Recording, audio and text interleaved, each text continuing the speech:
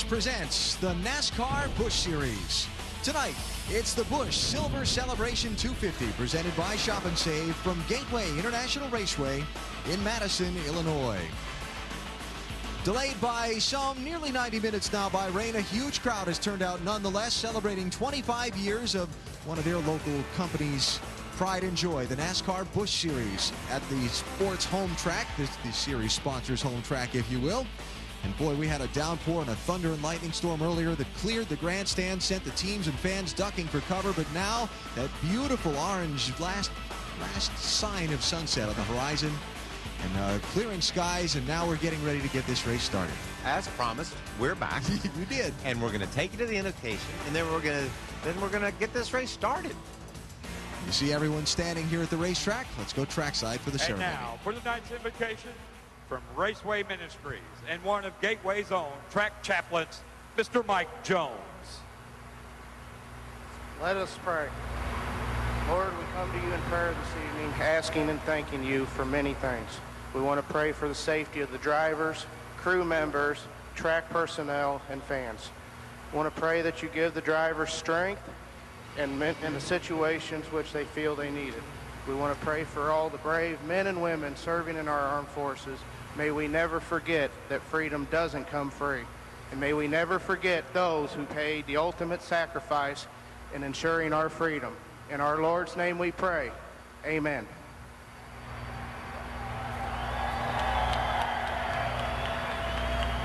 And now, ladies and gentlemen, to honor America, please join in the singing of our national anthem as performed by 12-year-old St. Louis, Missouri native, Jabron Mitchell.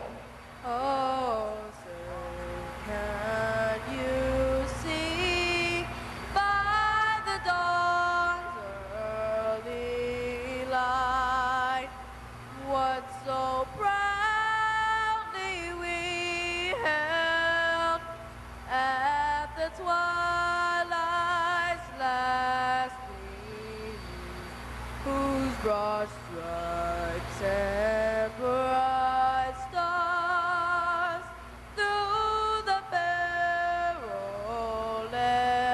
fight o'er the ramparts we watched were so gallantly streaming, and the rockets red glare, the bombs bursting in air, gave proof through the night that our flag was still there.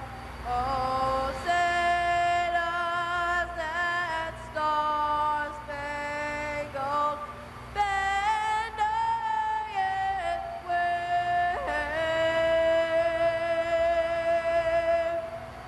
o'er the land of the free?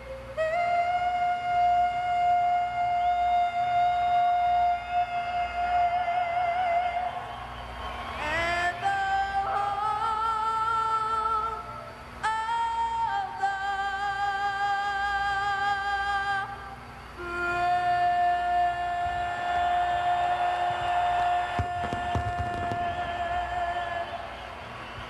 Ladies and gentlemen, 12-year-old Jabron.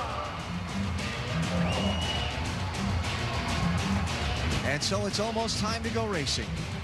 While the drivers buckle in, we'll step out for a break. The green flag always better late than never. And we're going to see that when we come back to Gateway International Raceway in St. Louis in just a minute. The Busch Silver Celebration 250 gets started next on TNT. The skyline of St. Louis looking pretty now, instead of being all obscured by rain with lightning pounding down in the background like it was about 2 hours ago. And here at Gateway International Raceway, we're almost set to go with the Busch Silver Celebration 250. Alan Bestwick, Michael Waltrip, thanks for hanging in there with us. We're about to get to the very best time of the week. Yeah, I've started close to 700 NASCAR races, or maybe more, I don't know how many. But whether it's me with all that experience or Stephen Wallace, who's only ran 4 or 5 races, those words, gentlemen, start your engines, that's what you work for. You work so hard all week long. You prepare your car so well, hoping that when you hear those words, it's magic for you that night. Yeah, we hope so. It's going to be magic for one of these drivers tonight. Now, let's get back to something we talked about briefly earlier, and that's the word options. On the track and in the pits, you think tonight's race comes down to options. Yes, and that's the way all races should come down to, Alan. You want to have the ability to do something different than your competitors. Whether it's as simple as when you get down in the corner, he goes low, you go high. There's the ability to do that.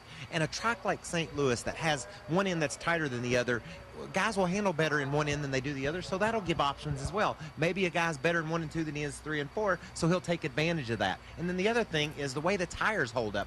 These pit crew members are going to have options during this race.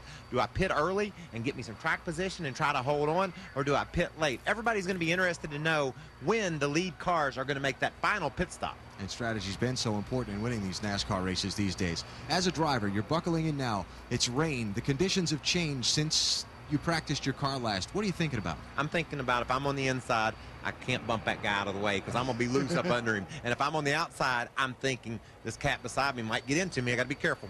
All right, so that's what the drivers are thinking as they buckle in. We know the crew chiefs are already fretting about making the right strategy call, playing that right option later on in the race. Kenny Wallace, he's just thinking about winning before his hometown fans at the Lou, and right now he's getting ready to start the engine in that car. And now, ladies and gentlemen, for the most famous words in motorsports, the Grand Marshal for the Busch Silver Celebration 250, presented by Shop and Save.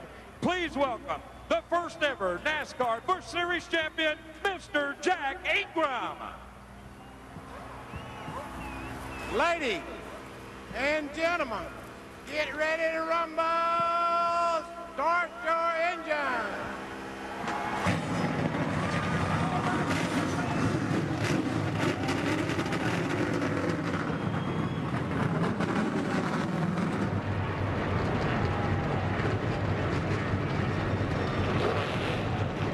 Jack Ingram, called him the Iron Man.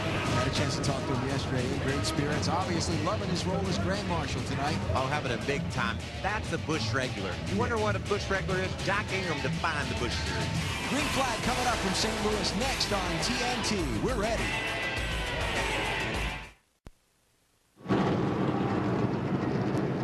Cars are rolling from the pit lane at Gateway International Raceway. A couple hours ago, wasn't sure we were going to see that sight this evening, but the weather is broken, the track is dried, and just a few pace laps away from the green flag. NASCAR Busch Series Championship standing starting tonight's race. See, Kevin Harvick has a pretty sizable lead over Carl Edwards. He cannot lose that lead tonight. But Carl's still got plenty of races left this season to try and do something with Harvick. But boy, the way that 21 team has been, he has just been a rock so far this season. You know how we talked about before the race that the winner of this race goes on to win the championship? If Kevin Harvick doesn't win tonight, he won't. I mean, Most times he has gone on, yeah. And Harvick's going to win the championship, regardless of what happens to him tonight, my point. Yeah, probably so. Here's starting lineup for tonight's race. Denny Hamlin on pole position. Qualifying held earlier today. And look at that, star-studded top 3 rows. Yeah, you just have guys up here that run up front every week in the Busch Series. Sprinkle Stephen Wallace in there, who had a great qualifying effort. Paul Menard, winner at Milwaukee back at the end of June, in row number 3. Veterans David Green and Mike Wallace head up that next group of drivers. Got all the Wallace brothers qualified in the top 10. Saw Stephen earlier. There's Mike in row 4, Kenny in the 10th spot. Their adrenaline's pumping, man. One of the coolest victory lanes you would ever see is if Kenny Wallace pulled in there tonight in St. Louis, his hometown. He loves this town. Oh, yeah.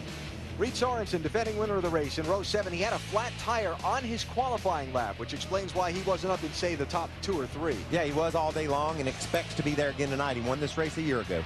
David Ruderman driving Mikey's car. There's Erin Crocker. She's inside row 11. She always qualifies good. Be interesting to see how she's able to maintain when the green flag falls in the race. J.J. Yaley has had a lot of top 10, top 5 finishes in a row before tonight. See if he can make one again from row 12. A little farther back on the starting grid. There's the rookie, John Andretti. Yeah. Rookie, Next Out Cup winner, but Busch Series rookie. Indy 500 5th place winner. Yeah. Stephen Light for Robert Yates Racing here. Heard feeling under the weather earlier. Yeah, that is a rookie. He's 19 years old. Yeah. Never seen this place before, so he'll make it go. Steve Park back in the Busch Series tonight. Row 16, driving for Ted Marsh out of Connecticut. Justin Dirks, former NASCAR Midwest Series two-time champion. One of the development drivers for Robert Yates Racing, also in the field. With the exception of Mark McFarland, all these cats you see here on the bottom of the list of cars attempting to qualify had to race in on time. They had to be one of the 43 fastest cars. There were 46 cars here. We sent a few home, and these guys were able to. Curtis Davis was the last guy to qualify in on time. Check out the drivers who failed to qualify, as well as the handful who have to go, I say handful, 3, who have to go to the rear of the field. Shane Hall, Kevin Hamlin, Brad Teague failing to qualify. All 3 of those drivers, 2 of them making unapproved adjustments since qualifying. Not allowed basically to touch your car. And David Odell missed driver introductions. Brad Teague missed this race by a half of a hundredth of a second. That just shows you how, it just makes you crazy. Yep. All right, getting ready for the start. Let's check down on pit road for a couple of more stories. Lindsay, go ahead. Paul Menard in the number 11 car knows that confidence is key tonight. And tonight he's got plenty of it because he's driving the same car that he won his first Busch Series race with at Milwaukee. He starts 6th tonight, and he knows his car can go the distance. But starting 8 spots behind him is number 41, Reed Sorensen, the defending champion of this race. Reed Sorensen is hungry. He's looking for that win, and he says he's only building off the momentum of a 4th place finish in Martinsville. Ralph? Lindsay, for years, NASCAR has always run leaded fuel in their race cars. The octane of leaded fuel is 112. For the next 4 races, NASCAR is going to try and experiment with unleaded fuel. The octane here is 98. Now, that's going to mean a few different things. The biggest concern is not necessarily how the fuel is going to perform in the car, but with leaded fuel, you have a little bit of oil in the fuel, and that helps with the viscosity. You hear that term a lot during commercials when they talk about oil. That helps lubricate the engines. Well, in unleaded fuel, that's not there. So your oil is going to be a huge key factor here tonight in battling with the heat buildup in your engines. You build up a lot of heat, you run the risk of blowing your engine. Parts start to break under wear and tear due to heat. That's going to be a big issue. Normally, a lot of manufacturers, a lot of race teams would just do a good deal to get a good extra bit of money and a new sticker and a few quarts of oil on their car. Now, you really have to know, do we have good oil in our race car, Alan? And Michael, being a team owner, you know, the move to unleaded fuel is something NASCAR requested Sunoco to develop. As a team owner, did it cause you any real issues? Not yet. I think everybody is real comfortable with what they've learned so far with the unleaded fuel. We know it's the way of the future. Maybe a little bit late getting there as it is, but I don't think you'll even know it. That's what happens so many times with the people that participate in this sport. Major change from leaded fuel to unleaded, and you never even hear anything about it. It goes across smoothly. And we're pretty well confident that aside of us just telling you it was unleaded fuel, we won't see anything on the racetrack tonight that makes its presence known. So on the final lap before we go green, 90, let's see, that was an hour, that was a while ago. Now we passed 90 minutes. It's going to be about 105 minutes late. But these drivers are ready to go. And this track, Alan, it will be really slick for a few laps. These guys will really have to watch themselves, make sure they don't cause any wrecks early in the going. If they can get all sorted out for 3 or 4 laps, then maybe we can go green for a while. 200 laps on the 1.25-mile track to make up the 250-mile distance tonight. You saw and heard Michael talking about the drivers needing to be careful in these early laps. We'll see if any of these championship contenders, potential winners, wrinkle up their chance to win in the opening corner. A lot of times in this race, that first lap, turn 1, somebody gets in trouble.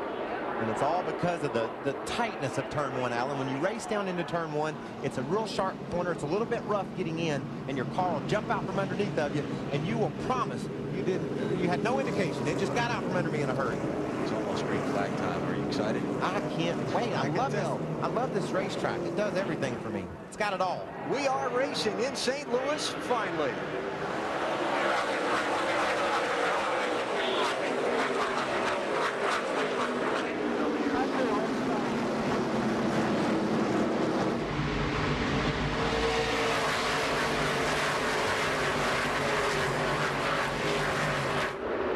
That's being brave. Yeah, 3 wide off the first turn. What was that I said about being patient and taking it easy for a lap or 2? Look at Hornaday. He doesn't know the definition to take it easy. Hornaday in the 33. It was Stacy Compton with a 59 who went 3 wide around the outside.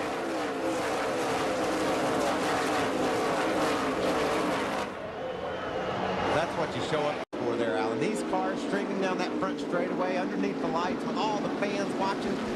It's just electric. Denny Hamlin in the 20 leads lap 1 for second place. Carl Edwards in 60, pressured by Kevin Harvick in the 21.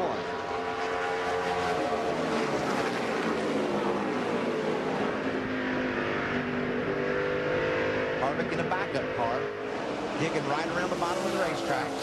Qualified up front, the backup car. He's going to run up front in it too, I promise you that. Now, why didn't Kevin Harvick have to go to the back, despite that he was in the backup car? This was not a car that was crashed after qualifying, and the damage to the car was significant enough. In the Friday crash, NASCAR allowed the team to take out the backup car and qualify, and they get to hold their spot. And now he's moving around Carl. How many people you think would like to have Kevin Harvick's backup car? Not everybody in the field. Most of us, right? He's driving around Carl. Here comes Kyle Busch right up on the back of Carl as well. So there you go. There's your options. You saw Kyle move a little wide in turn 4. And it'll be interesting if you see this race as it continues, people starting to choose those different options. Right now, the fast car is right down on the bottom of the racetrack. Wowing about was the shower of sparks out of the bottom of Kevin Harvick's car when he mashed the brakes going into 1. Race car drivers love it. When you hear that bottom scraping the ground, that's called letting the rough side drag. That makes you feel good. You know you got that car down on the road as close as it can get when it's sparking. Isn't there a pretty fine line of balance, though, between getting it down on the road just enough and hitting too hard and upsetting the car? Well, I like to explain to people all the time, it takes roughly 34 seconds to get around this track. If you bounce off the road a couple of times pretty hard, that lasts a second or so. You know, and the other amount of the time you're going around the track, you're as low as you can possibly be. You can hit the ground and it won't disrupt the car. If it starts bouncing you up out of the groove, then obviously you got to adjust for it. But a bounce off the ground every now and then is a good thing. So Harvick running second behind Denny Hamlin. Harvick doing their 4th win of the season last Saturday, Martinsville, Virginia. Just a little farther back here for the first double wide racing. Yeah, you see, that's what's going on at this racetrack. You see a few guys up front, they got it all figured out. They're running single file. These guys are using the options that this racetrack gives them to try to work up through the field. That's the cool thing about a NASCAR race. If the front 4 or 5 guys get strung out, just turn your attention toward the back. There's racing somewhere on the racetrack. Saw Reed Sorensen pick up a spot, moved up to 10th place. The driver with a 41 started back in 14th after the flat tire during qualifying. There's Jason Leffler in 38.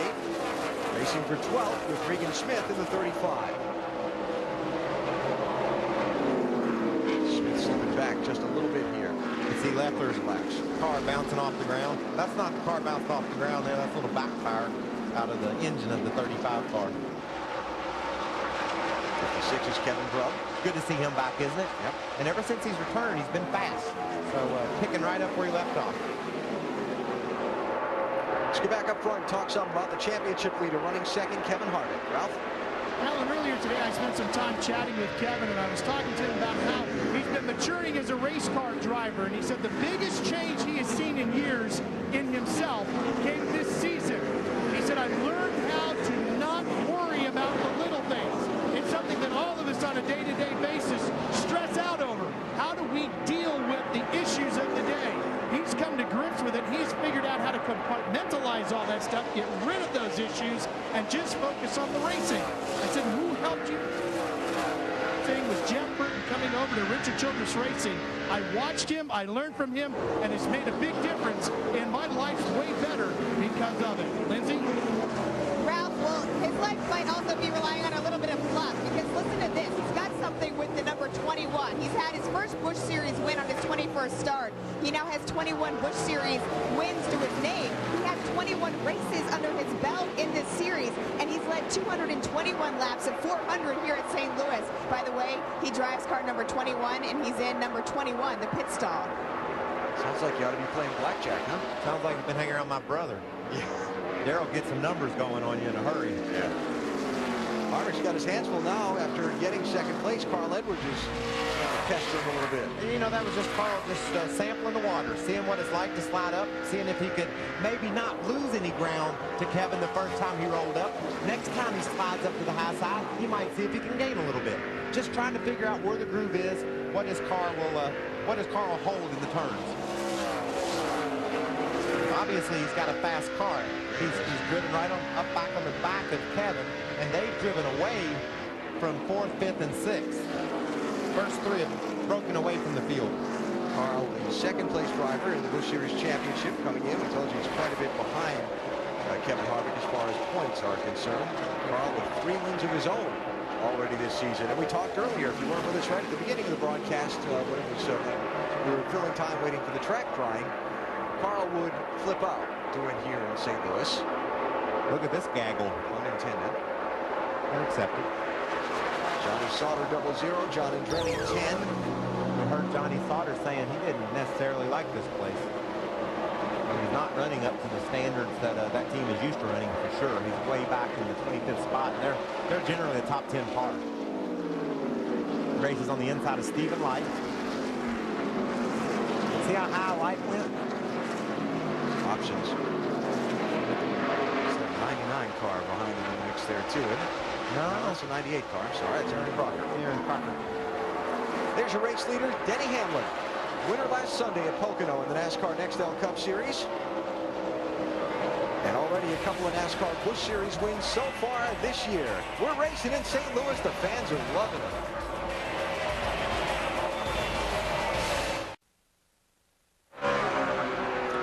You know a movie's achieved cult status when the play-by-play analyst for a race are reciting lyrics from its theme song in the booth getting ready for this little announcement. Smokey and the Bandit Special Edition DVD in stores now. That is good times right there. Eastbound and down. We're loaded up in trucking. New second-place runner here early in the NASCAR Busch Series race at St. Louis. Carl Edwards getting around Kevin Harvick. See, beginning to track in on leader Denny Hamlin. Pretty good race so far for Carl. Huh, Lindsay? Yeah, you're absolutely right. He seems to be gaining on Denny Hamlin. In fact, he just got on the radio and he said, I'm feeling a little bit wobbly coming off the corners. His crew chief, Pierre Cutel, said, don't worry, Carl. Be smooth. Don't overdrive it. You'll run Denny Hamlin down in no time because your car is faster, guys. Yes, he is. Closing in quickly. I'll bet there are just a few of these people in this grandstand from Missouri that'll be jumping up and down if he takes the lead. He's going to take it, Alan. He's catching him a couple tenths a lap right now. Yeah. Carl Edwards, 3 NASCAR Busch Series wins so far this year from Columbia, Missouri. Spent a lot of time racing on short tracks around here, and not all that long ago. It's only been a few years since Carl was a short track racer around Missouri, and now he's one of the top draws in NASCAR. Well, there's a few of those stories. Look at Kyle Busch. He came in as a kid and has accomplished amazing things. Reed Sorensen, another cat that's just very young, and then Carl. He's not that young age, but he certainly busted onto the scene and has just done phenomenal things behind the wheel of a race car. While he closes in on Denny Hamlin for the lead, let's check on the fastest mover in the field so far this race. And that's that 41 car, Reed Sorensen. Well, he was fast all day long, Alan, and had a problem qualifying with one of his tires. Now he's back on track. Must have air in all his tires. Yeah, that helps, huh? It does, Ralph. Well, Alan, this is the same car that Reed Sorensen won this very same race with last year. However, in a lot of ways, it's not the same car. You see, the only part of the car that's the same is the center section. Shortly after racing here with it, they went on to Richmond, and he pretty much did a whole bunch of damage to it. Tore the front end off, tore the rear end off, and really it's the center section and the steering wheel. That's about all that's similar to this race car. Well, you gotta like its karma, though. Yeah, he sat in it and won. Yep. But, Alan, even if it was the same car from front to back, it'd have a different setup under it. So, cars sometimes are just good cars no matter where you take them. And that must be one of those cars. Check out Wimmer. Wimmer getting by Paul Menard, and Sorensen thought about trying to get a double there on the backstretch. Sorensen is right. So that's Wimmer up to 5th. Sorensen running 6th 1 year ago in this race. He led in the early part of the event. Reed Sorensen.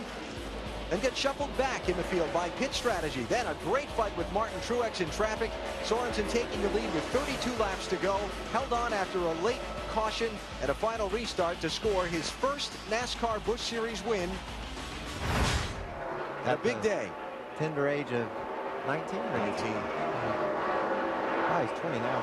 That's amazing, isn't it? I ran 3rd at Darlington in '93 to Kyle Busch and Brian Vickers. You add both their ages together, I was older than them still. That's when I realized things were getting a little bit crazy in the Busch Series. You know, memory's jogging around a little bit. I think I misspoke there. That was his second one. Was it? In Nashville earlier that That's year. right. He dominated at Nashville. Right. Won in his 11th start at Nashville, then his 27th here. 3 wide. Stephen Wallace makes a wise decision and says, I can't see how being the outside guy in a 3-wide battle makes much sense. One on the inside, 56 inside. Here comes Rudeman. 56 only, 66 taking over 2. That's 99. Maybe he was looking at it upside down. He might be confused. Seeing the roof numbers backwards from the spotter stand, I guess. It's okay. You can see Stephen's car. When he goes down in the corner, he pushes up high. He didn't choose. His choice wasn't to go up there. We talked earlier how you have to go where your car takes you at times. Now, you see, I'm a race car driver. I don't like to hear all that from my spotter. Yeah. I just like to hear clear or not clear. Yeah. But obviously, Stephen's different. He likes to hear all those words. Rudeman dives to the bottom of them. Good battle here, Alan. And J.J. Yaley trying to follow through. How badly did Stephen Wallace have his hands full, Ralph? Certainly does, Alan. But Michael, you know, Stephen told me when he was getting started in this deal that one of the advantages he had was that learning everything brand new makes it a lot easier when you don't know the difference. Sometimes what you don't know won't hurt you, is the old saying. Did you find that to be the same as you were coming up? It still helps me today. That's the cool thing, Ralph, is the setups are changing. Everything is changing so quickly. If you're worried about what you did yesterday and what it took to win last year here, that doesn't relate anymore. It's all about what your team can learn from the time you get home to the shop on Monday till you load back up to go again Friday. It changes that quickly. Up front, leaders in some traffic. Denny Hamlin putting a lap on Ron Young, the Georgia driver in the 71. Carl took advantage of that traffic and closed right up on Denny. Thought he was going to try and dive underneath there. So it's just a matter of time.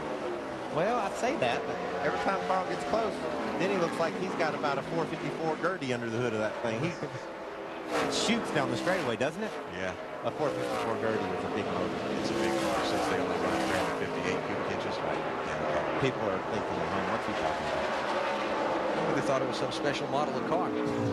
Well, the special model of car he has is good horsepower down the straightaway in a car that you can drive around the bottom of the racetrack. And that's hard to overcome. But nowadays, Alan, if it gets late and going and in your teammates, you just knock them out of the way. Yeah. That's allowed. It's kind of become the way it is, isn't it? Yeah. I mean, I remember if you had to run into Buddy Baker to knock him out of the way late in the race to win, he would have beat you up. There would be no other thing that would happen other than you'd get your butt beat. he was a big man. Yes, He is a big man. So Edwards pressuring Denny Hamlin, seeing if he can catch just enough of a slip to cut underneath him. Look right up on his bumper going into the turn and through the center. But then Denny's able to accelerate away from him on the straightaway by 3 or 4 car lengths. Denny Hamlin got, I want to say a long night, but a short night ahead of him as well. As soon as this race is over, he's jumping on an airplane, flying up to Oxford, Maine to run one of America's great short track races, the Oxford 250 tomorrow, but he's not going to get a lot of sleep between here and there.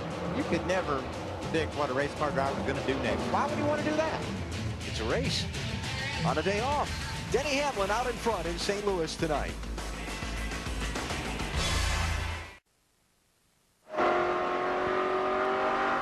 Check the Wendy's race menu. What's upcoming on TNT? NASCAR Busch Series Racing, Indianapolis Raceway Park next Saturday, 9 p.m. Eastern Time. That's a great short track. Always a fun race. Man, I won that race back in 1988, 89, excuse me. And I thought that I'd won the greatest short track race ever. You've always heard about IRP in that race, and it doesn't disappoint today. The car's running right out next to the wall. There must be 4 grooves on that racetrack, and generally, cats are taking advantage of every one of them. Just part of a huge weekend of racing.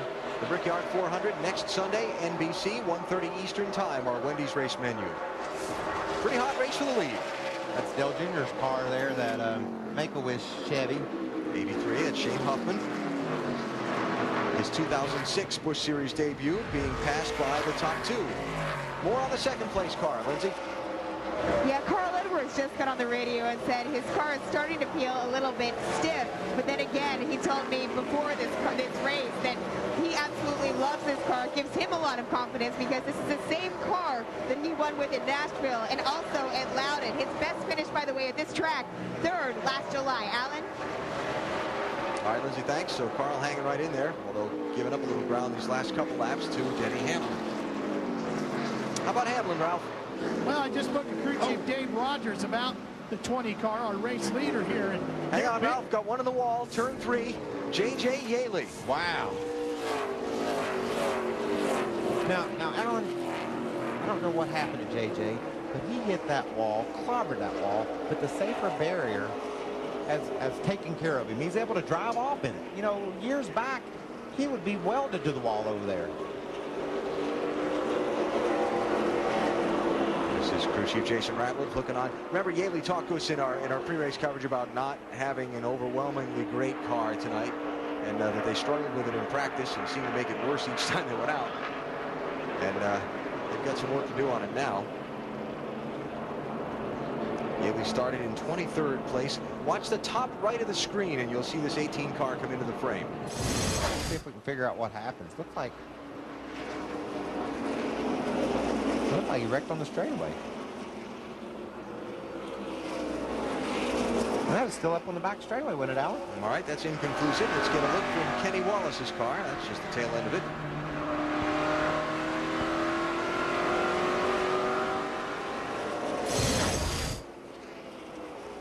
That ugly mark on the wall. It's kind of weird looking. We'll have to see what we can find out about the cause of Yaley's crash. Into the back straightaway over there, probably around what, 150 mile an hour? Yeah. And he's crashed into the wall hard. He's driving it around. I'm gonna bet you they'll pull the fenders off of that thing and it'll run a lot better than you think it would. It'd be awfully hard to figure the way he hit Michael with the left side of that car that he didn't get hooked by somebody, huh? It happened in a weird place. He's way out of the groove. The leaders are on pit road, Alan.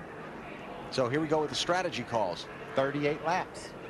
That's 3/4 through the fuel run, huh? Yeah. Expect at least a couple pit stops tonight, if not more. And let's start with the second place runner's stop. Here's Lindsay. Well, Carl Edwards is pulling into the pits, and we talked to you a little bit before about how he was feeling stiff. What they're going to do is make an air pressure adjustment to try to combat that. They're also giving Carl 4 new tires and fuel. Ralph?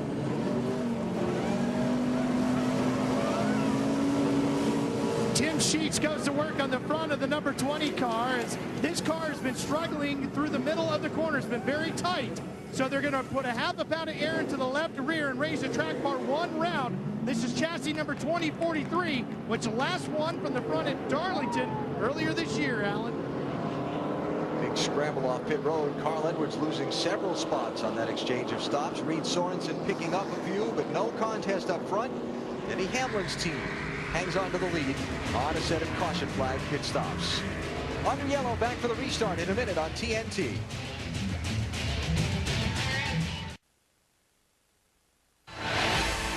The Busch Silver Celebration 250 on TNT is brought to you by Super 8. See you all along the way. And by KFC's Fiery Buffalo Boneless Wings. It's no bones, all flavor, only at KFC. First caution of the night, a J.J. Yaley crash. Lindsay? Yeah, well, J.J. Yaley is in his car down here in the garage. J.J. had reported that he just got terribly loose, went into the corner like you saw, and lost control. So right now his team is working very, very hard to get that car back in a position where they can get it back out on the track. J.J., as a matter of fact, like I said, is still sitting in the car. Alan?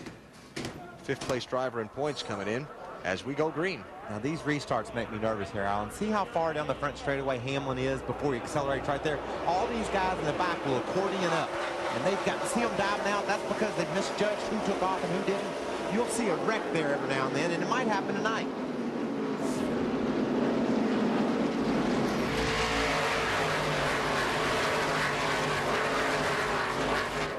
Steve Wallace slid a little high there in turn 1. He's not having as much fun in the race as he did in Baltimore. No. Car's falling to the back. had some shuffling up on pit road on that set of stops. You saw Denny Hamlin holding the lead. Reed Sorensen up to second. Clint Boyer up to third. Carl Edwards drops second to fourth. Scott Wimmer's fifth in the 66th. Kevin Harvick shuffled all the way back to 8th place in the 21. And someone that desperately needed that caution out is that 5 car. He was falling. He had fallen out of the top 10, and this car was really slow. It looked like he was terribly tight. Couldn't get his front tires to grip. Couldn't get it to turn off the corners. Ralph, what have they said about the 5? It looked like it was in bad shape. Michael, it was very tight. In fact, the tires were doing a lot of chattering. So you're exactly right in the fact that they needed to get in here and adjust on that 5. They've done that, and hopefully they're going to try to work that chatter out. And I'm suspecting that when the tires was chattering, Kyle was chattering. Probably wasn't G-rated. A chattering tire is not a happy tire. No, and a driver feeling that is just frustrated.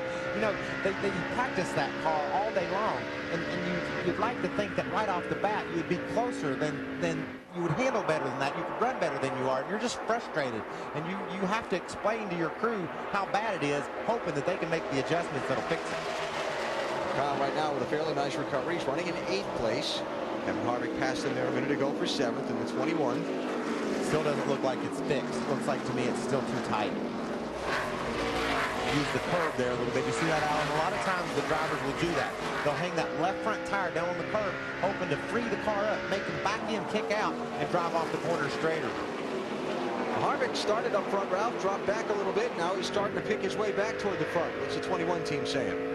Alan, the conversation, as you heard at the beginning of the race show tonight, was all about building adjustability into your car. For Kevin Harvick, they put rubber into the left rear. Again, working on that car, trying to get the setup right to make it get through these corners. Because as we've heard everybody talking about, it's not so much the entry to the corner here, Michael, but being able to get off. That's where you're going to pass everybody.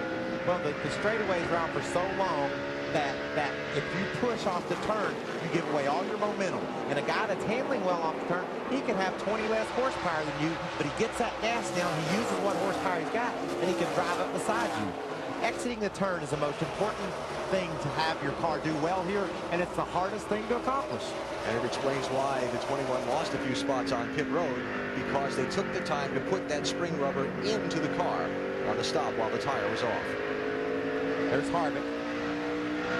Let's see. You know, we're used to seeing these front ends sealed out, and like I said, here it's all about mechanical grip, trying to get those tires to bite in the road by using the setup to do it. If we're at Chicago or some of these big racetracks, Indianapolis, like we'll see next week, you're more concerned about your aero package. You want your thing sealed to your car sealed to the road.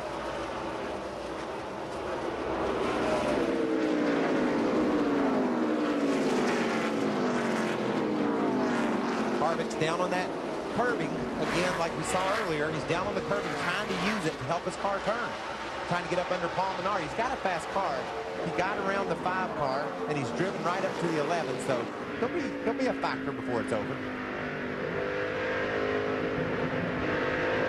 Here he's working the gas. Yeah, just had to wait just for a second. A lot of times, if you use that curve to make your car turn and you hit the gas too hard, it'll spin out in a heartbeat. Let's listen to him use his gas. Oh, sorry. I thought he was going to use his gas again to get that thing turned. Listen. Hear him? And you see Menard getting a little bit loose off the corner. Got to give Kevin a chance to make a run on him. Menard gives. Yes, he did. So Harvick up to 6th place, and Menard back to 7th. Now, I talked with Kevin and a couple of the other drivers in the garage earlier today, Michael, about the NASCAR Busch Series championship system. Right now, Kevin is a runaway point leader, but they don't use the chase system in the Busch Series yet like they do in the Nextel Cup Series. I asked Kevin, would you like to see the chase in the Busch Series? I think that all 3 series should have a chase format, you know, to make all the series as exciting as the Cup Series. You know, I think, you know, it would give a lot of guys that don't get going at the beginning of the year, especially in the trucks and the Busch Series, a chance to go after the championship, and I think would make the other 2 series equally as exciting as the Cup Series. He's just glad they're thinking about doing it next year, because right now he doesn't want that to happen. Yeah, exactly.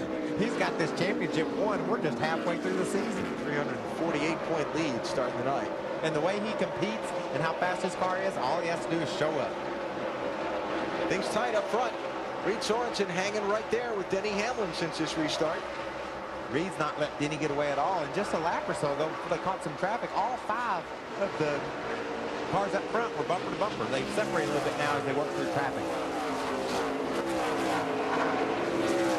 So Carl Edwards has moved into 3rd, getting around Clint Boyer on this lap. So the 60 car up to 3rd. Boyer back to 4th. That's Scott Wimmer running 5th. Going on behind Denny Hamlin. The race leader, he's led all of the laps so far tonight in the Busch Silver Celebration 250. Easy for me to say. I got you. NASCAR Race Day gets your engines revving right before the race begins. Unfiltered news, analysis, and interviews live from the track on Speed. And we are live on TNT at Gateway International Raceway outside of St. Louis. After a rain delay, the NASCAR Busch Series underway. And here's a guy who appears to be flying. Johnny Sauter started this race in 30th spot. And Mike, right now, he's racing Mike Wallace for 11th. Remember what we said earlier in the race? He said he didn't like this track. And it looked like he wasn't running well at all. And now, all of a sudden, Lindsay, he's got that thing turned on. Yeah, he does. And he wants to thank his crew for that, because this crew is gelled so well together. You know, Team Yellow is what they call them. And the pit crew has won the Checkers Rally's Pit Challenge 9 times. And that includes the past 3 races. So now that last pit stop they just had, they gained 6 spots in the pits. They're steadily progressing, and they think they can get Johnny up even further. Right now, he's solidly up into the top 15. And moving forward, as we check speeds at the line, Kevin Harvick fastest that last lap. That adjustment is paying off. And you know, it's good to make that adjustment on your first stop, Alan, because then you can make up that track position. If he comes in late in the race and tries to do that, you don't have time to make it up. Harvick gave up some positions on the stop by taking the time to put the spring rubber in. As we continue to watch this race for 11th spot, let's check out up front. All of a sudden, while Denny Hamlin has eased away from Reed Sorensen, now there's a race for 2nd and 3rd as Carl Edwards has come back into the picture. Flares up to the high side, then down to the bottom. He's caught Reed, and now he's got to try to figure out how to get around him. We saw him catch Denny earlier in the race, and it looked like he was better through the corner, but then Denny would drive away from him on the straightaway. Ralph, what's Reed saying? Has he got a good car? Does he think he can go up there and get some of Denny Hamlin? You know, Michael, right now, he's actually not saying anything. I just put the crew chief Brian Patty, and everybody expected with the cooler temperatures after the rain that this racetrack, being a little bit greener, would be a little bit tighter as the night got going. And that's exactly what the situation was, especially for Reed Sorensen in the middle of the corner. That caution due to J.J. Yaley gave them the opportunity to come in and dip. They made an air pressure adjustment, put on 4 fresh tires, and apparently things are really good. He's running fast, and he's not saying anything on the radio.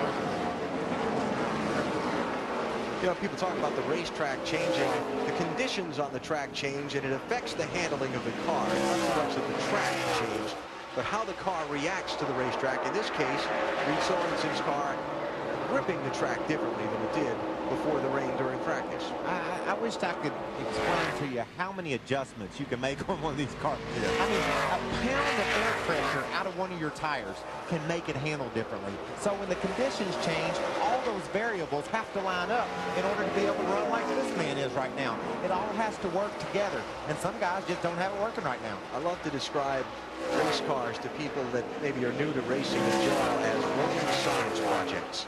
Think about that. They're just experiments of physics, geometry, all that kind of thing. Rudeman had a terrible pit stop. He came in the pits running 14th or 15th, and he fell all the way back to 26th after his pit stop. But he has raced that thing back up to the 16th spot. Got a pretty good car there. And moving up. Looked like they had some trouble on the left side tires when they tried to change them. I don't know what went wrong. Maybe it was a rubber or adjustment on the chassis that took a little extra time. But he seems to be running better than he was earlier, just a long pit stop. You got to follow up on that. You didn't have an eye on that car out the window during the pit stops, did you? Yes, because it was the only one left on pit road when everybody else left. Oh, okay. So something didn't go right for him, but you can see it looks a little free right there. That's what a driver wants at this racetrack. He's got the thing freed up, steering with the rear end off the corner, and in the long run, that'll pay off. We'll put our best man on the job finding out what happened there. What's Ralph found out? There you go. It's amazing you thought that was me, Michael, but I'll take it. The rest 4 times that they put on the car, and they did have the problem with the left front on the pit stop. They freed up the car for the exit, which is exactly what you guys are predicting they did, and they did that amount of air out of the left front. And that air pressure adjustment is what's allowed Rudeman to make his way up to the one left front. Air pressure adjustment you were talking about before. That's how you adjust these cars these days, Alan. You have to have your setup right when the race starts. You got to have your springs and your track bar and everything the way it needs to be, and then you got to be that close. So a pound of air here or there will make a car drive like Carl just drove around Reed. Kind of looked like Reed saw that coming and waved him by with that pull over to the inside. But Carl Edwards now back up to second, Lindsay. Carl Edwards is extremely happy with this car, and I can imagine why, but he said that he's starting to have a hard time getting it to turn through the corners of 3 and 4. However, you just saw him gain that spot on Reed, and also his crew had been a little bit disappointed in that last stop that we saw on lap 37. They took a little bit longer than everybody in this crew wanted it to take, but obviously they've gotten control of the problem right now. We'll keep you posted, though, as far as him feeling tight in the corners. You know, it's funny, Alan, before the race we said everybody's going to be tight. And people at home probably thinking, well, why are they doing that? They should have known that. They could have fixed it. That just shows you how tough this job is and how hard it is to get a car to drive like our leader, Denny Hamlin, is. I tell you what, they look like they have improved this car with the adjustments they made at the pit stop, because he was driven away from second place by nearly a second and a half. Denny Hamlin out in front in St. Louis. Back live, Gateway International Raceway near St. Louis on TNT, the NASCAR Busch Series at lap 72 of 200. You're looking at Reed Sorensen now struggling to hold on to fourth place, with Scott Wimmer pressuring him from behind. Clint Boyer in the 2-car went by him a minute ago, and it's got a little interesting for a second. When a car goes away in such a hurry, Alan, when it isn't handling right, Reed got all over the place exiting turn 4. Clint rode up on him and maybe bumped him a little bit. Reed had his hands full there trying to control that car off the corner. But you see Reed lays over because he knows his car isn't right now. We see a little bit of smoke off the 66, probably just a tire wreck. We really haven't talked about Scott Wimmer in that 66 much, but very solid race so far. 5th position, Ralph. This is another one of those cars where there's not a lot of talking going on, Alan. Scott Wimmer right now is pretty silent on the radio, which usually means things are going pretty good inside the cockpit. He was tied off and loose in before the caution. They made an air pressure adjustment. There's that air pressure adjustment again. Slapped 4 new tires on it, and he's going right towards the front. Wimmer driving for Bruco Racing. Luke Moore, the crew chief. This car that Greg Dibble drove a lot last year. I drove it at Nashville earlier this season and got a top 10 finish, and I love working with Newt Moore. He's just a racer guy. Yes. Newt and I raced each other back in 1981 in Owensboro, Kentucky. That's how far our relationship goes back. He had a mini stock car and I had one, and we raced the heck out of one another. And he's been hard at racing ever since then. Wimmer kind of hit that curve. It looked like it had a little bobble up off the corner. That curve will get your attention. I guarantee it got his. They're not going to go. Paul Menard racing Johnny Sauter for 11th and 12th places. Menard slipping back from 6th starting spot. Ralph? The problem with the 11 is Paul Menard is starting to feel like the motor's laying down. And as we've talked about, there's very long straightaways here at Gateway. So if your motor's laying down, you've got a real problem on your hand. Now, if you want to compound that, it's starting to spit liquids out the engine. So, guys, I know you said earlier that you didn't think that heat buildup in these motors due to the lack of oil in this unleaded fuel was going to be an issue. But I'm telling you, everybody in the garage area says they're not so sure about that, and that heat could be a real problem. And if we start seeing engine problems, we might be talking more about it as the night goes on. Well, find out. Could be a story. I can't see it. I think these teams will adapt and adjust to it, run it over the dyno, understand what it does, and be ready for tonight. The debut of unleaded racing fuel in NASCAR big-time racing tonight here in St. Louis. Lindsay? Yeah, you guys asked what happened on that pit stop for David Rudeman. I just talked to his crew chief, and he said the lug nuts came off. They popped off basically on the left front tire. So, you know, they fixed the car, they fixed the issue, and hopefully they can gain position from there. For the folks at home, the teams glue the lug nuts to the wheel. And the lug stud itself is tapered, so when you put the wheel up on there, the nuts are already on the wheel, and you just hit them with the gun. Sometimes you put the wheel up there a little bit crooked, or maybe they didn't get glued properly.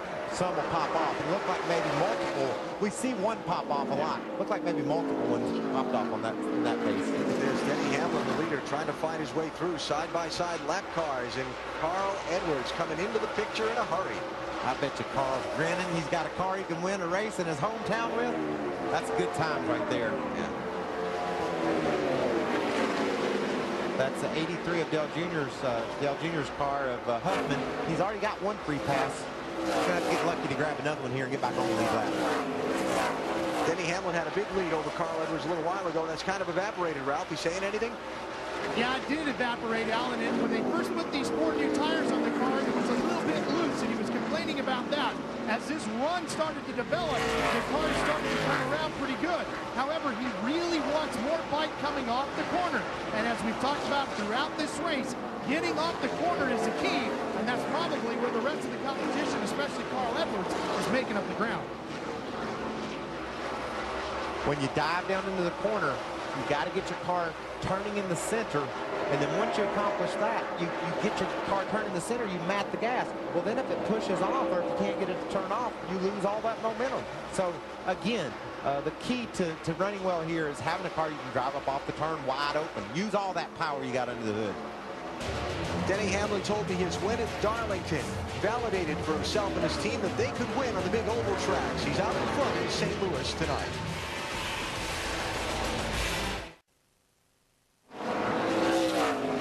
Follow your favorite driver with real-time telemetry and in-car audio. It's Track Pass from NASCAR.com. Subscribe today and get it at a discounted price. Learn more about Track Pass at NASCAR.com. That Track Pass is fun. Yeah. You get right in on what's happening. Something I've been watching here for a little while. You see all this rubber building up on the top of the racetrack. I've been noticed that's not all that unusual, but I've been just seeing it fly off the cars into corners, Michael, during green flag action. Is that something a driver gets concerned about? Not really. We've seen it so much, Alan. Over the years, you had soft tires, and you go to hard tires, and it shaves off in different forms and fashion. Sometimes a hunk of rubber will fly out and hit you in the windshield. You think you've been shot. I mean, it just makes that much noise, but it really isn't a factor. You understand that's part of the game. When it is a concern is when you start running that higher line and you get right out there next to where that rubber lays. You know, if you slip over the edge, get just a half a tire in it, your car is liable to crash because of that rubble of the tires up there. Heard about Paul Menard thinking he maybe had some developing problems under the hood. I guess they have developed, huh, Ralph? They sure have. The hood is up on the number 11. The crew is scrambling back and forth over the wall. They were focusing early on in the carburetor area of the car. Not sure what the problem is yet. They haven't said it. The crew guys that went over the wall are looking around, working on belts, but I'm not hearing anything exactly as to what the problem is. They seem to be checking just to make sure everything is tightened up. They're going to put the hood back, and it looks like they're going to send him back out. But they originally were talking about the carburetor. That was the area they focused on first. Back out to Paul Menard. 7th place driver in points in trouble here in St. Louis. You see the leaders in some heavy lap traffic. Aaron Crocker in 98, Kenny Wallace in 22, 25th and 24th place drivers going a lap down. This isn't at all how Kenny Wallace envisioned this night going. He loves this track, he loves this town, and he's just not competitive. He started in 10th. He's also was the 10th place driver in points coming into tonight's race, and he's fallen out of the top 10. So costly night for Kenny so far. Maybe he can rebound. Got a long way to go in this one, not quite to halfway. We know how many twists and turns these races take. I mean, just another 20 laps or so, we're talking about green flag pit stops. And that always gets things confusing. Did you see that move? He lost a lot of momentum, though. Watch Carl come firing down the middle. That was Carl Long in the 23 that Hamlin kind of had some indecision about which way to go around. There's Stephen Wallace. We've said all night long he can't do anything with that car. It just won't stay low for him. You can hear him way off the gas exiting the corner there. Let's see how much ground he gave up to Hamlin. That's Kenny and Steve running 22nd and 23rd, and Mike Wallace is up in the top 10, running 9th right now. So 60 car inside. Still there, clear behind him. see, Clear behind him, clear by 40 Kenny. Out on your corner. out into the wall. Right inside. Keep it up there. It's clear, clear. 2 more coming. Inside. Oh, see, hit it again. He got up in that rubber, Alan, we were talking about it. You saw it flying off his tires as he went high. This could bring a caution out. Has not yet. Still under green. And Steven now with some right side damage and trying to find out. Oh, he's going to hit with those marbles again.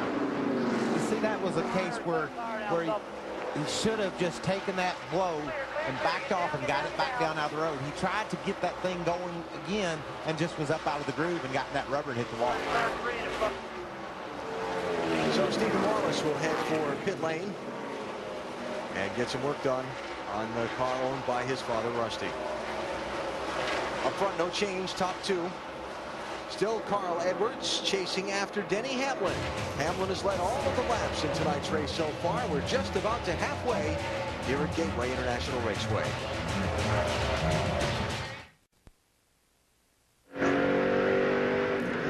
Race to your mailbox and find your blue Valpak envelope. It's full of savings and a chance to win a VIP grandstand getaway. Valpak, there's something in it for you.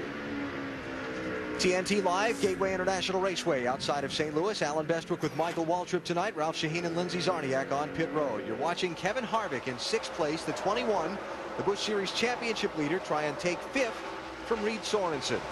And he did. There's a big gap behind those two cars, Alan. Reed, knowing that Kevin was faster, just let him roll by right there, not to lose any more ground to the people behind him. That's a smart move. That's the way you got to race early in the race or midway through the race. Are you seeing that in your mirror, or are you getting that information from your spotter? Both. A little bit of both. You know what's going on around you. That's your job. And then your spotter's always chiming in to give you his 2 cents worth, too.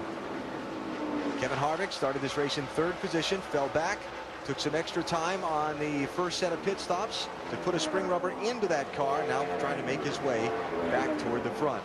Stephen Wallace has made his way on and off pit road, what, 3 times now, Ralph? It's actually, but he's getting ready to make his 3rd. There is definitely right front damage to the car. He said to the crew that the car went straight to the wall. He felt like something broke in the car. When he brought the car back around, all 4 tires were completely inflated, and he said he still swears that something broke in the car. At this point in time, they do know that they have a lot of damage to the suspension pieces on the right front of the car. So they're going to bring it back in here and try to straighten this car out. And the biggest thing is the crew chief is just trying to calm him down and get his head back and focused. Stephen Wallace has had an adventurous day so far. The 18-year-old son of the former NASCAR champion Rusty in not Stephen's hometown, because he was born and raised in North Carolina after Rusty and Kevin moved there, but in the family's hometown has had a tough night. You see, Alan, he just got that thing out of the groove there off turn 4, and I'm sure it felt just like that something broke, because once it gets up in the marbles, it won't turn at all. And again, I bet you just assumed to quit showing that. Probably. But this is all part of the learning curve. What you want, I talked to Rusty last night. He wants Steven to be fast, and he is. Everywhere he goes, he's fast. He's going to run into stuff. He's going to make mistakes, but he'll learn from it. You can't teach someone to go fast.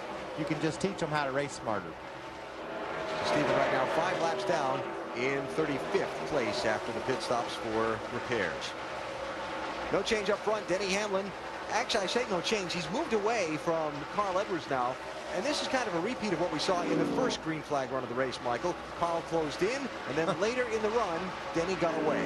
And I think that Carl obviously realizes that too. He sees Denny, he sees where he's better than Denny and Denny better than him, and he'll work on his car because that.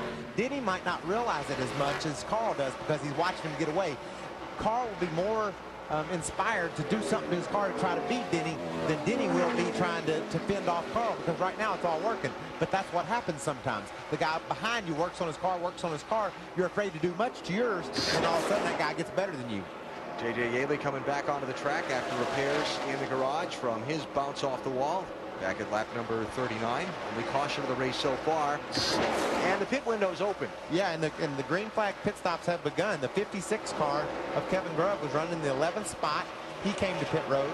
We saw Bernie Lamar. He's been on pit road. So those guys particularly are saying, okay, let's go through this caution, this pit window, this pit cycle without the caution flag flying. It'll ruin your night if you hit pit road and then the caution falls because the leader hasn't pitted yet. He'll put you a couple laps down. And it's the big risk right now for Denny Hamlin if he has to pit short of what some of the other guys do to get on the pits, have a caution come out, trap him a lap down with a car that's this strong. Well, the 4th and 5th place cars, 4th and 6th place cars, excuse me, have hit pit road. So the leaders are beginning to hit pit road. There's Boyer in the 2 car. And he's going to slide down toward the turn 1 end of pit road. Ralph Shaheen. Alan, we're hustling to get there. We didn't know he was coming just yet. He's sliding into his pit box. Again, the thing is that everybody's working on the adjustments to their race cars right now. And the majority of that is being done through air pressures. We see a bit of a wedge adjustment to the back of the car. They change 4 tires and fill them up with fuel. And they'll be sending him back out. So again, working on the adjustments to these race cars, Lindsay, and it continues. Ralph, the last time we told you about Carl Edwards, he was saying it was a little bit stiff between 3 and 4. They just brought his car in. They are going to make a chassis adjustment to try to loosen him up a little bit. They gave him 4 fresh tires and sent him on his way. So that was the 2nd place car on pit road. John Wood has also been on and off pit road for a stop. We continue to watch the leader, Denny Hamlin, to see when he makes the move to pit road.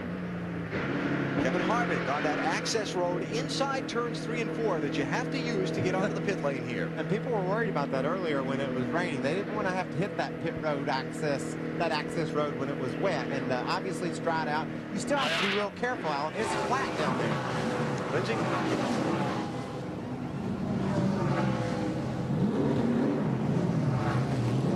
Kevin Harvick's pit stop ongoing. You see 4 tire change here for the 21 car. Watch these guys too. Now this is a great pit crew. Look how fast they make this pit stop. Under 15 seconds. We're right at 16 seconds. John Andretti leaving pit road right behind Kevin Harvick. Remember you're on low air pressure. Get back racing here. Waiting for the leader, Denny Hamlin. And here he is. Just hit that access road inside of turn 3. And a lot of the leaders just breathed a collective sigh of relief. That's going to put Scott Wimmer into the race lead. Mike Wallace, David Green, Kyle Busch also have not pitted. As Denny Hamlin comes in for a stop at lap number 108. He's pitted all the way down the turn 1 end of pit road. Ralph? Now remember, Alan, this is going to carry over to next week at Indianapolis Raceway Park, and that pit stop at the far end down towards turn 1 will be a huge advantage there. A good advantage here, but they're going to make some adjustments to this car through air pressure and through the track bar. They're going to go a half hand out of the right rear and a turn and a half on the track bar and get this 20 going the way that they want this car to handle. Of course, again, it's just about making the adjustment all the way through this way so he can continue to hold up Carl Edwards. A forever stop. 22nd pit stop for the race leader. So let's see how he comes out in relation to some of the other guys who were front runners, like Carl Edwards. There's Scott Wimmer, who's currently the race leader, but has not pitted yet. Ralph? The interesting thing about this round of pit stops, if you remember the first round, everybody just made air pressure adjustments. Here we're seeing air pressure adjustments, and we're also seeing a lot of adjustments to track bars, which is a much different approach. And a caution flag is out. Stephen Light is in trouble. He is up against the turn 3 retaining wall, and the second yellow flag of the race comes out when not quite everyone had made green flag pit stops. Well, a lot of the leaders will be in good shape because they were ahead of the 66 car when they made their pit stop, so they came out still on the lead lap. The guys that'll pay the price are the cats that were running 8th, 9th, 10th that made their pit stops. They will be a lap down. Watch Scott Wimmer getting ready to come on to pit road when Stephen Light crashes and the caution comes out. Watch the 66. I'm on. And he's just going to shoot around the access road and avoid coming on the pit road. Now he'll catch a penalty for that. He crossed over the commitment line, but the penalty is nothing compared to what it would be like if he had to come down pit road. He lost all his track position. But he's one of only what, 6-8 cars on the lead lap right now. All right, let's take a break. We'll come back, reset the scoring for you, and see how all this is going to shake out as a caution comes out in the middle of green flag pit stops at St. Louis. Back at Gateway International Raceway, Stephen Light climbing from his car. Remember, we heard from him earlier on the pre-race that he wasn't feeling all that well at the start of the race, but is okay after the impact with the turn 3 wall. Boy, how quickly fates change in this business, don't they? What about Kenny Wallace? He was struggling. We were saying how disappointed he was. Now there's going to be 8 cars on the lead lap, led by that cat. And Kenny Wallace is going to be one of them. And Kenny Wallace is right back in the game. Here's what's happened. Most everybody made green flag pit stops except about 5 cars. When the caution came out, 2 of the guys who had stopped because of where their track position was relative to Scott Wimmers, who was the leader at the time, were on the lead lap. So now those 7 cars, plus a free pass car, a lucky dog car, which was Clint Boyer, are going to be the only 8 on the lead lap. It'll be Wimmer, David Green, Carl Edwards, David Ruderman, Denny Hamlin, Mike Wallace, Kenny Wallace, and Clint Boyer, the only guys on the lead lap when we go racing.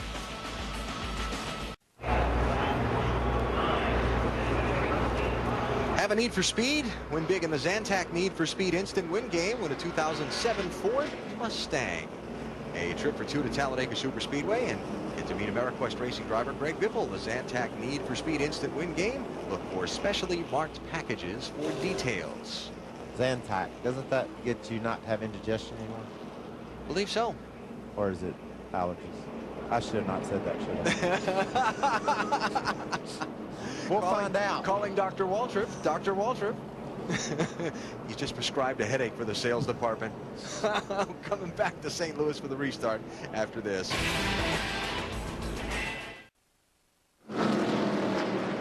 Just back under the green flag.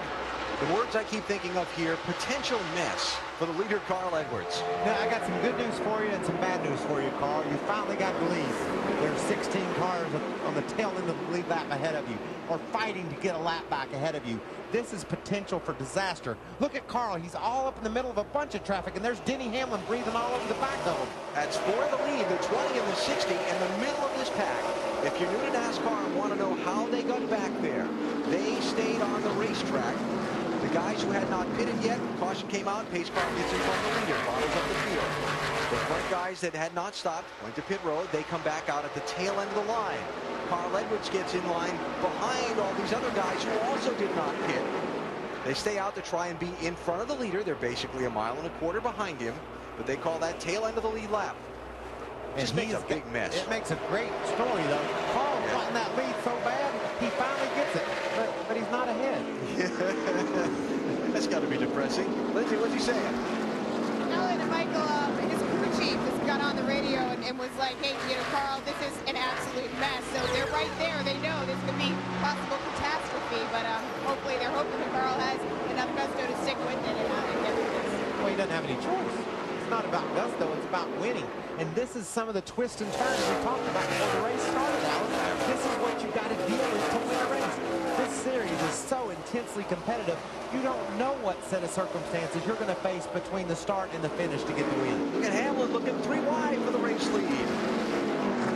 Edwards bouncing off of Stacy Compton in the 59. That's the race leader in the middle of all this traffic. And now Hamlin going to try and get the top spot away. And Compton has no plan to let anybody go. He's going to run those guys hard to stay on the tail end of the lead lap.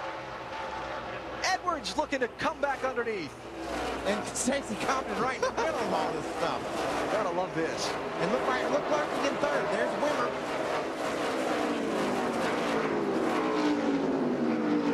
So Denny Hamlin back to the point. Remember, the long green flag pit stop is what put Hamlin behind Carl Edwards on the racetrack. Man, look at the turn that Compton made there. He drove away from Denny exiting turn 2.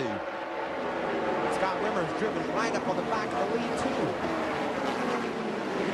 Tell you what, nice job tonight by that 60-16. You got that right. They have not had the kind of season this year that they had last year when it seemed like they were in contention to win every race with Greg Biffle.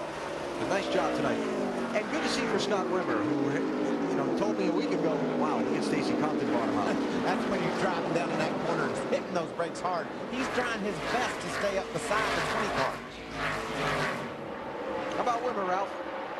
Obviously, they're ecstatic with their performance so far tonight with the 66. And their last pit stop, they took 4 tires and went 1 round down on the track bar, continuing to dial that car in. And every time you make those guesses, those assessments, they keep going in the right direction. This car's fast tonight. Little bump. Oh, look at Compton. Man, I'm liking what I'm seeing out of him. He's saying, you're not getting my lap away from me, boys. I don't care what you got going on back there. And Edwards trying to take advantage to muscle inside of Denny Hamlin for the race lead. And look how it's paying off for Stacy. He's able to drive up to John Andretti and getting on the outside of John Andretti, putting another car between he and the leaders. Compton fighting to stay on the lead lap. So Hamlin settles back in the lead. Going to look to the outside of Andretti. Was that the right lane choice? How do you feel about 3 wide there? Now let's give it a whirl.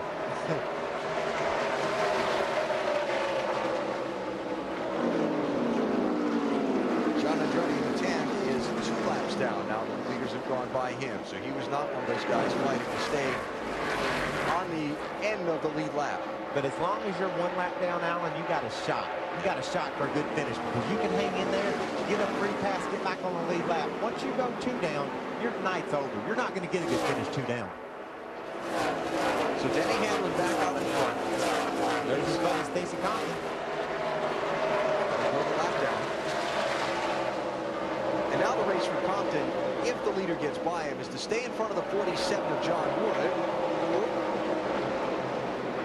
which would be the first car 1 lap down and get him the chance to get the lucky dog on the next caution, a free pass around the pace car.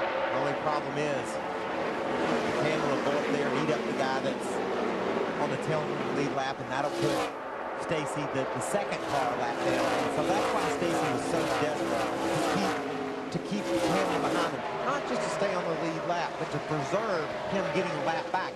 He knows when Denny goes around him, there's a pretty good chance he's going to go up there and go around some more people. The race to the lead is settled down. Lindsay is with driver who was involved in the incident that brought out that last caution. Stephen Light just came out of the care center. He's been evaluated and released. Stephen, what happened out there? Just lost our brakes. About 20, 30 laps, I had a small vibration in the right front. And after our pit stop, it started acting real funny on the racetrack. Car was moving around a lot in the corners. And I thought maybe I had a tire going down. And we probably were going to pit within the next 5 laps, even though we just pitted because we weren't sure what was wrong. And when I went into 3, I pushed the brakes. I heard it popping right front and had no brakes. The pedal went to the floor and just couldn't. At that point, I was just along for the ride. Okay, and you had complained about not feeling well before this race. Did that have any impact on you out there? No, I mean, you know, I was sick. I mean, I didn't feel too good, but I kind of put it in the back of my head. I was just out there working as hard as I could, trying to get a good finish for these guys. I feel really bad. I mean, this team's worked so hard. City Financial team's doing an awesome job. And just one of them things. Stephen Light is done for the evening. Alan? But has a big week to look forward to as he tries to qualify for the Brickyard 400, the All-State 400 at the Brickyard, at the Indianapolis Motor Speedway this coming week. Denny Hamlin dominating tonight so far, but Carl Edwards hanging right with him.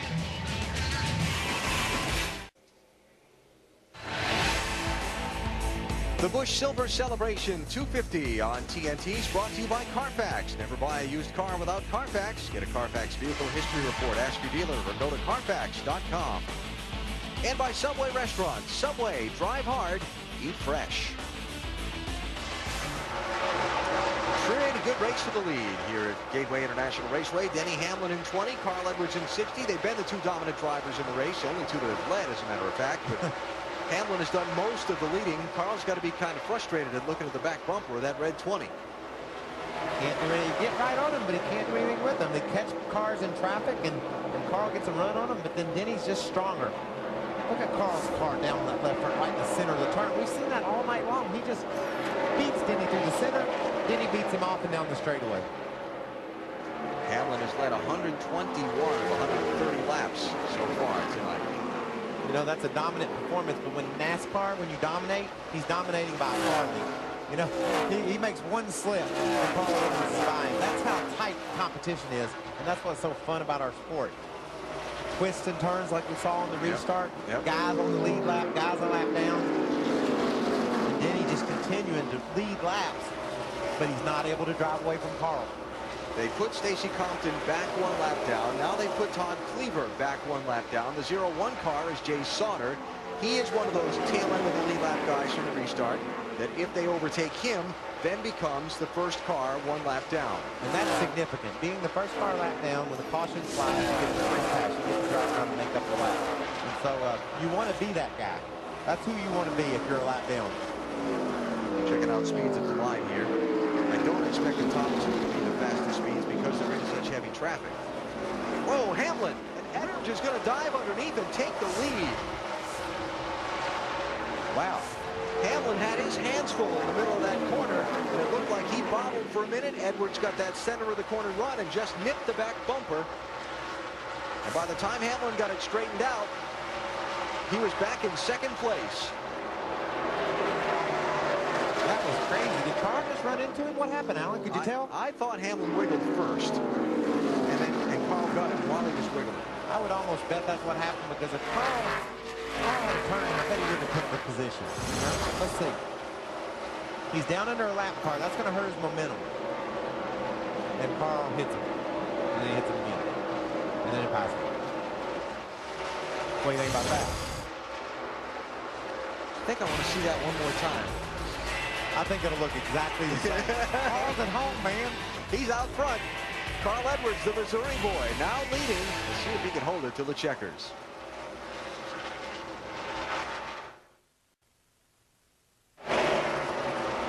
TNT Sports live at Gateway International Raceway in St. Louis with the NASCAR Busch Series in a 250-mile race. A race delayed over an hour and a half by rain. A massive thunderstorm coming through this track area earlier tonight.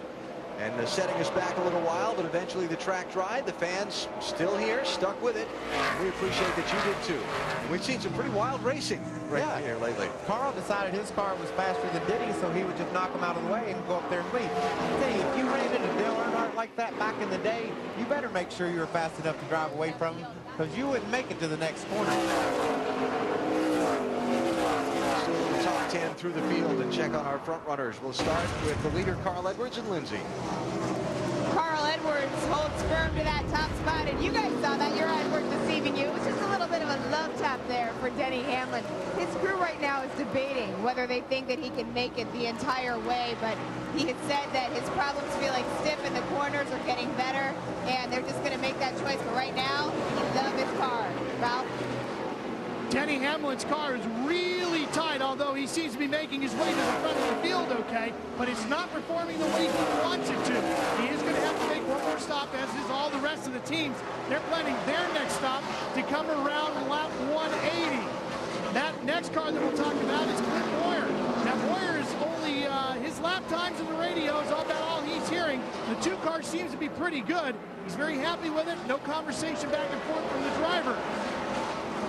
Scott Wimmer in the 66 has 2 sets of tires left to choose from. He's been real quiet on the radio. He's set to go, just waiting for that last pit stop to come, Lindsay.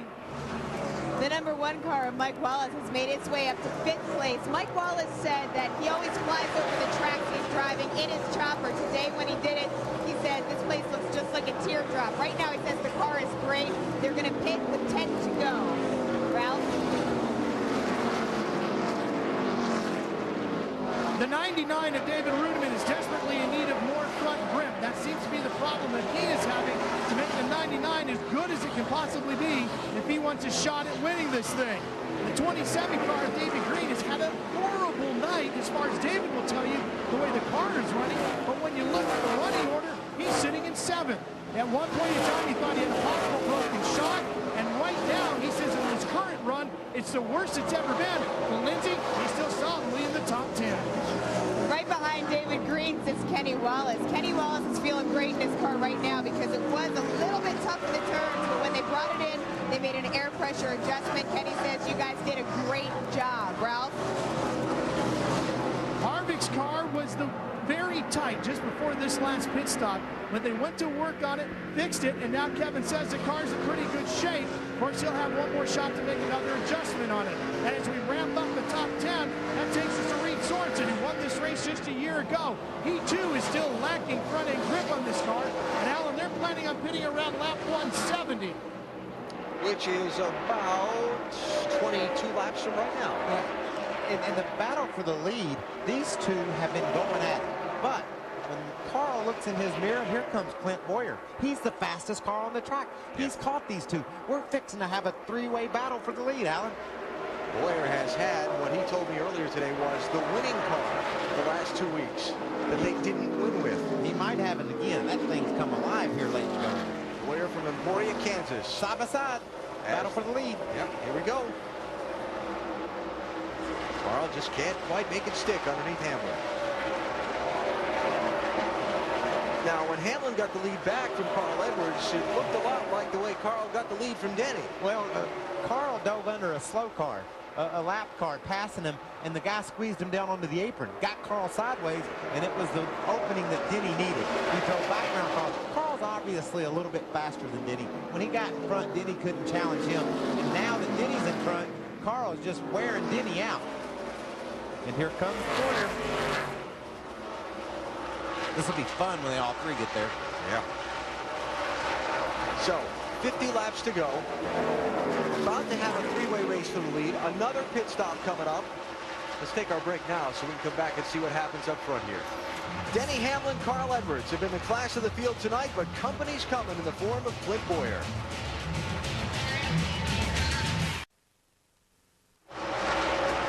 So you want a little three-way race for the lead late in the event. How about inside of 50 laps to go? Denny Hamlin, Carl Edwards, and now Clint Boyer trading around those top three spots. Look at Carl getting jiggy off the corner. Now, Edwards and Hamlin running in the same spots they were when we went to the break. But it wasn't that way all the way during the break. Well, let's see. This is Carl going by Denny. And look, licking his chops there in third. He's saying, race, boys, I'll be right there. Carl gets around Denny. And then the return favor. We've said all night long that it looked like that 20 car had something special down the straightaway. He used it right there to get the lead back. And now, there they are. Tied together. And Clint Boyer right there. I'll tell you what, these two guys are racing hard. You know, it's fun too, isn't it? It is. We ran 130 laps and didn't Denny lead about 120 of them. And now they can't even decide who's going to lead the next lap. And with Carl Edwards being a Columbia, Missouri guy, all these fans in this grandstand, just about all of them, are standing lap after lap after lap, trying to see if the hometown guy can take the win and get the lead. Actually, it would be the opposite. Take the lead and get the lead. Well, I knew that. You were with me there, weren't you? For now, things settle down just a bit, but it seems like every time they've settled down, they've flared back up again. Well, a little bit of lap traffic. And, you know, also, Alan, we're closing in on another set of green flag pit stops. These guys could be coming to pit road any time now, any time in the next 10 laps or so. Being saved between 170 or so, somewhere in that ballpark. Carl running the high line. Denny down on the bottom.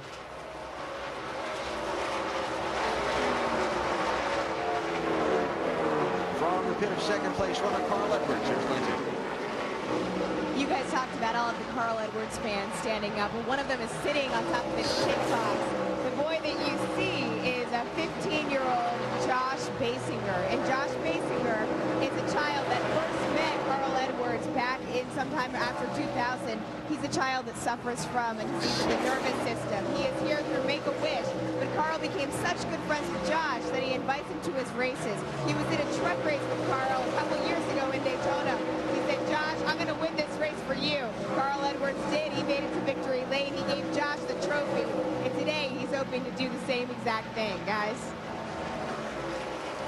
Be just another one of the many happy people here in St. Louis if Carl Edwards is able to win tonight. But he's got to get around the man who's led the most laps, Denny Hamlin, in the Joe Gibbs Racing 20. Lap 161 complete. Down to the closing stages in St. Louis.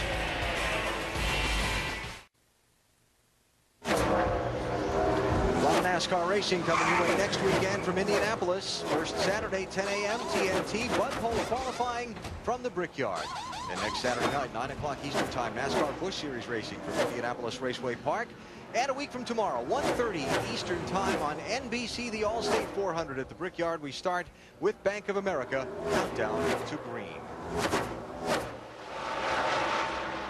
Kyle Busch falling into the fray of the leaders, about to be put a lap down. One of the guys who's been on the tail end of the lead lap since the restart. Just past the halfway point in the race. And Kyle running in 10th place. And going to be a lap down. Brief update on Mike Wallace. He was in 5th place a minute ago. Not anymore. Had a battery issue. Had to come in and switch it out.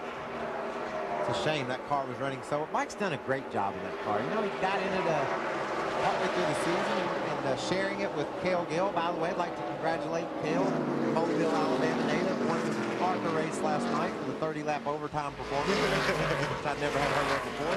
But Cale's a development driver. He's sharing the seat with Mike, and I think that'll help Cale tremendously. Oh, what?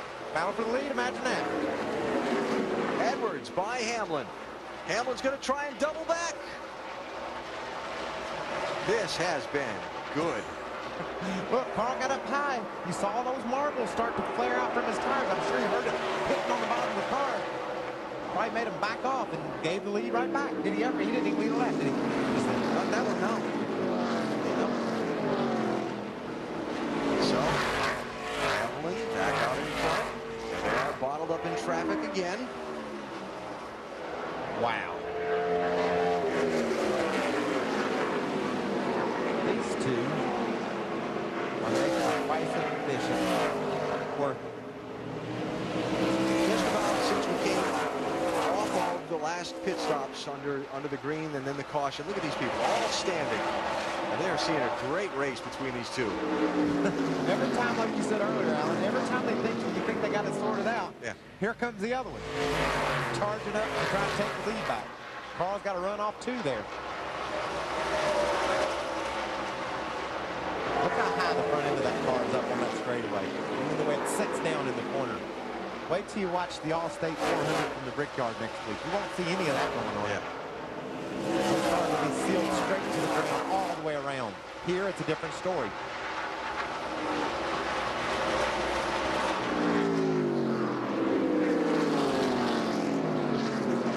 Got to take a break. Green flag pit stops coming up. If they start happening, they'll break out and come back. Right now, 2 men trying to settle this among themselves. The Busch Silver Celebration 250 on TNT is brought to you by AutoZone. The auto parts experts at AutoZone. Get in the zone. AutoZone. By Nexium. Learn more about Nexium at purplepill.com. And by Wendy's all-white meat crispy chicken sandwich. Do Wendy's. Do what tastes right. I'm not going to guess what that purple pill does. I can tell you what that one does because I've had that one before. That's acid reflux medicine. We have had, I talk about do what tastes right. The commercial billboard. This race has been right for its second half tonight between Denny Hamlin and Carl Edwards, 20 and 60. Back and forth for the top spot. Now Carl has lost a few car lengths to Denny, but we're coming up on green flag pit stops. When you watch how fast he's liable to gain those car lanes right back. They've gone back and forth like a yo-yo. Well, it was interesting because on the first set of pit stops that happened in the race, under caution, lap 39, Edwards had a bad pit stop, fell from 2nd to 4th at the time. Then under the green flag pit stops that happened at the midpoint of the race, Hamlin had a bad pit stop. It got Edwards in front of him. Pressure's on these crews in this last stop. It's going to be big. There's Rudeman. He just drove around Wimmer up to the 4th spot. Nice job for the Michael Waltrip Racing entry tonight. Man, I don't think that car has been in the top 5 since all those guys crashed in Nashville that day and I won. I think I've been paying for that ever since, but David's doing a great job. He's driven it up to the top 5 late in the going, and it has a fast car. Trying to say you made a withdrawal from the luck bank? I overdrew. Overextended, huh? These pit stops are going to start happening regularly now, Alan. How about Carl Edwards getting ready to come in? I see his crew standing up on the wall as we look down from the booth here in the front straightaway. Where is the 60 car? He's faded way back all of a sudden. What's happened? I bet that's the case. What's the case? He missed the pit entry the first time? Is that what we're hearing, Lindsay? Lindsay, is that what they're saying? That's exactly what happened, and it's devastating for this crew because they just had a meeting and they're trying to obviously find the quickest way they can get him in, get him out. He's coming around now. When he comes in, watch for the strategy that they're going to use. And now when you think about it, they're going to have to do everything they can to make up that time. Bottom line is for Carl, this car fits him like a glove. This is the car that he won with in Nashville and in Loudon. He almost made contact with really changed 2 tires because now they've got to conserve this time. That had been the plan all along, but we'll see how much they lost, guys. It looked to me on the scoring monitor like it cost him about 3 seconds to Denny Hamlin, the amount of time he lost by missing pit road that first time. And I'll go ahead and tell you, he lost another second or 2 trying to get in his pit when another car was leaving. And he had to slow down. He had to slow down. That cost him some time. There's the 41 car on pit road. He had been one of the cars that had remained on the lead lap after that restart, but now he falls a lap down. And right side's only for Reed Sorensen. We saw this work last night, Alan, in the ARCA race. Different tires, but the same track and the same mentality. 2 tires got the lead for Cale Gale last night. He was able to hold off Steve Wallace and win. So now that the crew for Carl Edwards is taking just right side tires only, that pretty well puts Denny Hamlin's team in a box here. Well, I think it might put everyone else in a box, but I think Denny has enough of a lead and enough of a cushion to where if he pits soon, now if he keeps running, he'll have to get 2, but if he pitted soon, he could get 4 tires and still remain in contact with Carl Edwards and maybe use that to an advantage and win the race. He's going to have to pit soon, though. He's losing time to Carl every lap right now. Carl right now is a lap down to Hamlin. Lap and about a half a straightaway is all. So we'll keep an eye on this 20 car, see when he breaks for the pit road. Also Clint Boyer out there running about 3 seconds behind the leader, right now in second place, and we'll see when he breaks for the pit road as well. I just watched Carl, Alan. You see that gap right there? Yep. He was behind Boyer car going into turn 1. He passed him in turn 1 and put over a second on it. Look at that gap that he put on him in 1 turn. And so these tires that Carl has on right now are really helping his car. And you're right. When the 20 pits now, he's going to have to get 2 to stay in touch with Carl. And the other thing is, the crew chief for Denny Hamlin, Dave Rogers, is walking that balance. Remember, last time we had a series of green flag pit stops, a caution came out before they were finished. He's balancing, trying to protect that, run as many laps as he can against the speed he's given up to Carl Edwards, who's got the fresher 2 tires. And Carl is hauling. He's the fastest car on the track. He's running. He's visible. You can see him closing in on Denny. He's so much faster. Talk about some tension on the crew chief. That's what NASCAR racing is all about. There's not a right answer. You never know how the twists of fate are going to reach out and bite you. Coming to the entrance to pit road once more, Hamlin will go by.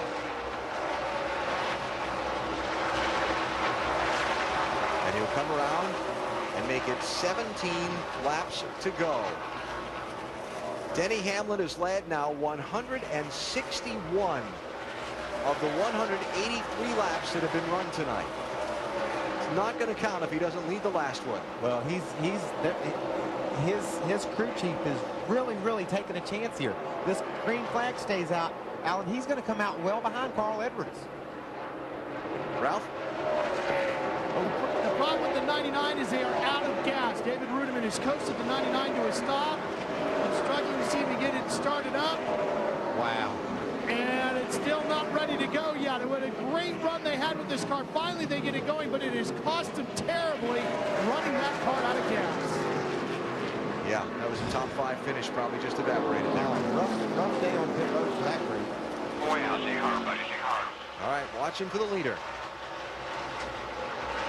Clint Boyer, second place on pit road. As Denny Hamlin continues on around. Ralph, here comes Boyer. If Clint Boyer's going to have a shot at winning this race, he needs to get this car tightened up. That's been the problem he has been having so far tonight. He's in his pit box and needs to get this crew to make an adjustment to the car to get it where he needs it to be. And it looks like all they're going to do is do do it through air pressure and maybe the feeling that just 2 tires is going to be enough to tighten him up the way he needs to be. All right, Boyer's out. Now on the track, Carl Edwards unlapping himself from Denny Hamlin. He ran him down the straightaway, Alan. How far ahead is Carl going to be when Denny pits if he gets too tired? Is Denny just planning on getting a splash of gas? Might be. But he's losing so much ground on the racetrack. I don't see how that'll work.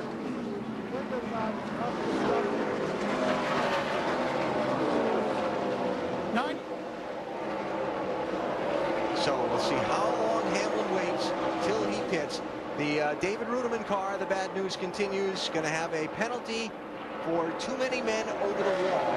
The 8th man doing work besides just servicing the driver, so he'll have to make a pass-through penalty. Here comes Hamlin, the leader, to the pits with 13 laps to go. I hope they're not superstitious. Wow. I know Harvick is. He's got a bunch of 21s going on. Where's he running? You better watch him. Yeah, he just pitted. Hamlin, I say 13 to go because he will click that over to 13 to go as he crosses the start-finish line on pit road. Man, he looked awful fast through that first box, Alan. I hope he got that thing slowed down in time. But he could be toast right here. Yeah, Carl caught him a straightaway. Carl's pit stop was about 7 seconds. Let's see what Denny does. All right, Ralph, here's the critical stop. Oh, what a gamble this is going to be, Alan. Fuel only for the 20. That's it. And away he goes. Now, what adds to the stress on this call is the fact that he said over the radio, this is the tightest the car has been on a run so far tonight. It's not handling as good as it did anywhere throughout the course of the evening, and they're taking a huge gamble. They thought they were originally going to pit around lap 180. They took it all the way to 186 and only took fuel. And there's the interval from Denny Hamlin back to Carl Edwards. We'll check it in terms of time as they cross the start-finish line. But that's the gap that Edwards has to try and make up again on the fresher tires. Man, we just saw him make up a straightaway just 10 laps ago. 2.2 seconds in 12 laps. I think that's going to happen in 5 laps. We'll find out. Lindsay, how about Carl? Carl and his crew have full confidence that he'll be able to do it. I just talked to his crew chief here at Q-Town, and I said, does he have what it takes to get past Hamlin? And he said, I absolutely think it does. I said, what is the strategy now become? And he said, well, there's no possible way that Hamlin can afford to take tires, so we're going to beat him that way. And that's the call, you know. The 60 car forced the 20 car's hand, and the 20 car didn't pit. They said, we think we might catch a caution, or we think we can win on gas and go. It'll be interesting to see, but Carl is closing. It was 2.2 seconds with 12 to go. With 11 to go, it was 1.8 seconds. That's enough to do it. That's enough extra speed. I did the math. Ralph, how about the leader? The frustration under the helmet of Denny Hamlin is growing. He just chimed in on the radio. Man, it is so incredibly tight. This is not the race car Denny Hamlin was hoping to have to battle with 10 laps to go. And guys, we talked about it earlier, when the driver's quiet, all is good. Now, Michael, he's feeling the frustration, and he sees the 60 coming in the rearview mirror. Yep, and it's going to happen in a hurry. Carl Edwards took 0.6 of a second off of Denny Hamlin last lap. Now it's just Carlet's. He might get it before this lap's over. Look at that. That just goes to show you how pit strategy. Remember what we said earlier, how many twists and turns you have to take in order to win one of these silly races? I bet you Denny is hot. He says, I'm going to block the bottom and cross it. Take it anywhere you want, brother. New leader, Carl Edwards. These Missouri fans going crazy in the grandstand.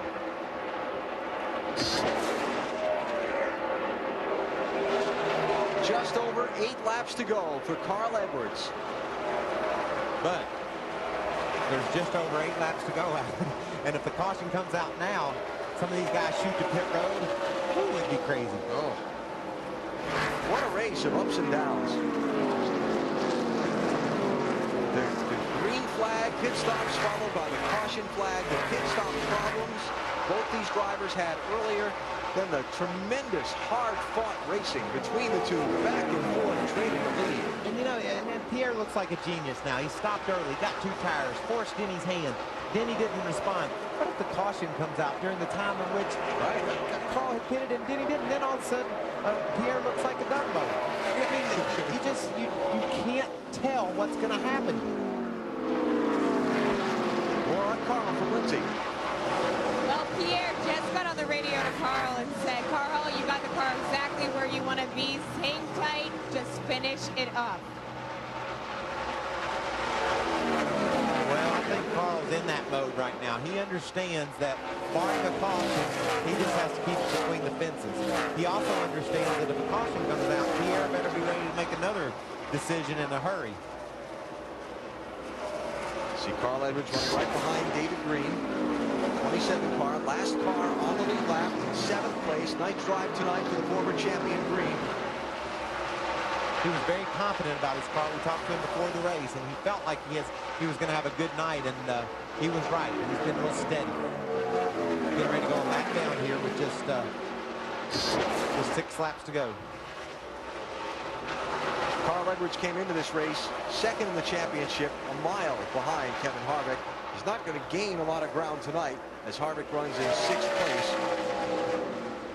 Pierre Cattell told me where the championship is concerned, at this point in the year, all we can do is the best we can do each week and just see what happens. The best they can do tonight has been great. They will gain some points, obviously, on Harvick, more than they usually do. Yeah. Usually Harvick's around, he doesn't win, he's in the top 5, and he might still get there. Right now he's running 6th. It's been kind of a big week for Carl Edwards. We talked about him being a pilot. Earlier this week, he was up in Oshkosh, Wisconsin at the EAA Air Venture. It's kind of the nation's big airplane convention for pilots and plane people. Carl got to fly in an F-18, a fighter jet, a DC-3, one of the old Douglas airplanes, and a Ford Tri-Motor. Said it was an N. Flew in Jack Roush's P-51 with Jack. Said it was a tremendous experience when I talked with him about it this morning. Came here relaxed, refreshed, ready to race, very excited about performing before his home state fans. Does own a home in Columbia, Missouri, the home he grew up in. Said that he's been spending more time there this year than he had in previous years as he's better learned how to manage the demands of being a Nextel Cup driver and the scheduling that goes along with it. And he's 2.5 laps away from a victory. I hate to go to the point, but these fans are going to flip out. I hope they don't hurt themselves trying to flip out like he does. 2 laps to go. And the fans are on their feet, cheering, happy about what they're fixing to see, they think. Just remember, there's 2 laps to go.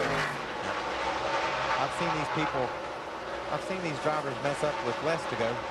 Going to put a lap on Erin Crocker in the 98, who's done a very solid job tonight. A really good job. I'm real proud of Erin's night tonight. She's top 20. Well, that's not easy to do, and she's been steady and stayed out of trouble and just real consistent. And Carl falls in behind her there and takes the white flag.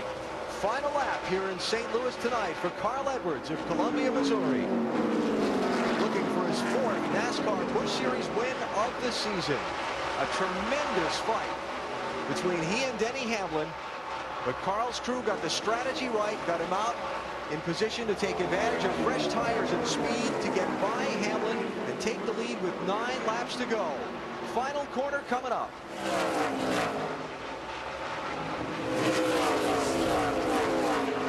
And the checkered flag is up for Carl Edwards, a very popular win. He takes tonight's Busch Silver Celebration 250. And battle for second. Hamlin and Boyer for second spot. It looks like Boyer nipped him by 1/1000th of a second. Wow. That's incredible. That's adding insult to injury, isn't it? Yes, it is. He didn't need that aggravation right before he got ready to get out of the car. I'll tell you how much those 3 guys were the class of the field. We were still waiting to see 4th place Reed Sorensen take the checkered flag. He's just done it now. And you have to realize that Reed was a lap down, or on the tail end of the lead lap, and he was able to run all the way around back up to a 4th place finish. And Harvick, another top 5. Yeah, came home with 5th. These fans know what they're waiting to see. You saw Carl Edwards already reaching to get those driving gloves off. What a popular win this is. Fireworks going off. Crew members jumping the wall. Thousands of, listen to that roar, race fans that can't wait to see this man hop out of this car and do his deal. Look at everybody standing back.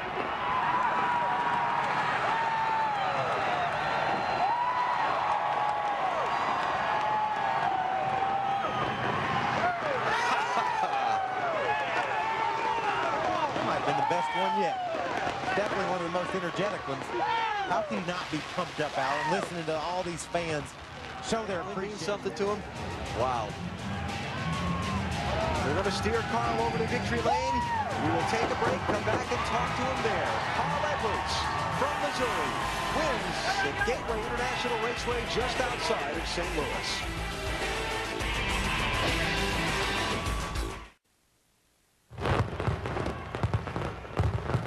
Live, Gateway International Raceway.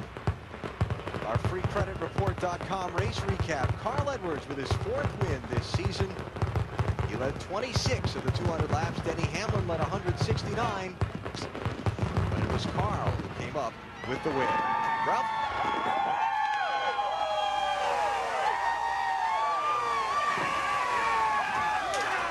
Wow. Well, there's going to be a lot of that going on for a while. All right, congratulations, Carl.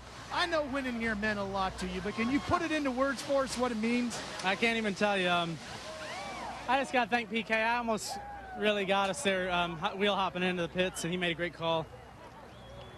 I don't know what to say. This is the biggest win yet, man. Just to win here at Gateway in front of these hometown crowds. And I got to say, Denny Hamlin is a hell of a driver, man. That was so much fun. I bumped him once and got by him. He bumped me a little bit and got by me. I haven't had that much fun racing with somebody for a long time, so just so happy. It was a long week for me, you know, I had a lot to think about. And I'm just glad to be back here winning a race. I can't believe it.